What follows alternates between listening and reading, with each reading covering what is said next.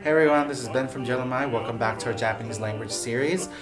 We've been doing the verbs and we're still not done yet, but I decided let's do something a little different. Let's go into the irregular verbs of Japanese, which they're very common, so I think it's best to know them. So we have kuru and suru, to come and to do. And let's get started. So let's get started with kuru, to come. Kuji ni kaisha ni kuru. I come to work or the office at 9 o'clock.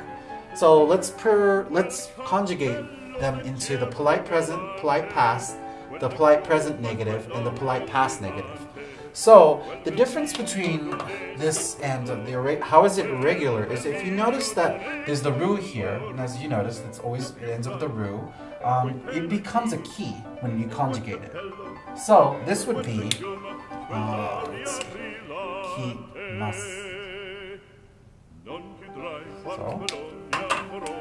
So you can see right here, kuji ni kai sha ni ki mas. This is what it becomes, from a ku to a ki. That's how it's irregular. Now, for the polite past, it's just like we've been doing. You take off the su and it becomes a shita. Kimashita. So that ki stays the same when it's conjugated. So kuru, kimasu, then kimashita. So there we go. And then let's do the negative. Polite present negative.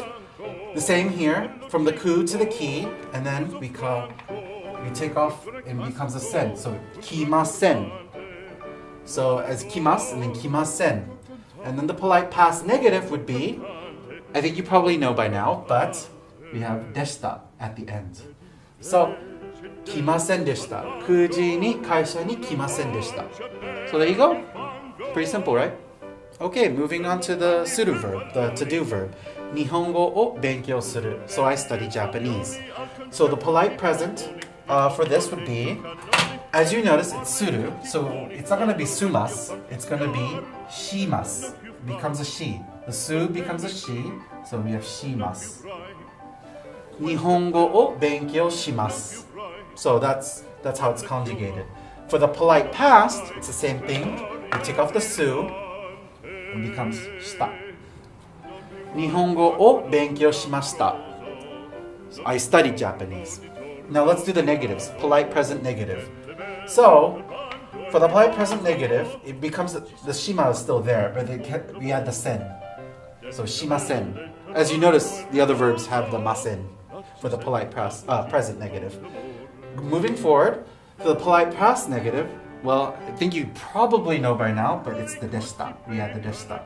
So the whole thing becomes Nihongo o benkyou shimasen deshita. I did not study Japanese. And that's how we negate it for this. As you notice, the su becomes the she, and that's what makes it irregular. So very useful verbs, so remember these. And yeah. Well, that's it for this video. So we talked about, these very basic verbs, but they're irregular, but they're very useful in Japanese, so make sure you use them. Check out the Romaji that we'll have on the video somewhere, and let us know what you want to see for the next video, or anything that you give us any hints or comments or anything like that. We'd love to hear from you because we want to interact and we want to know more what you guys want to see.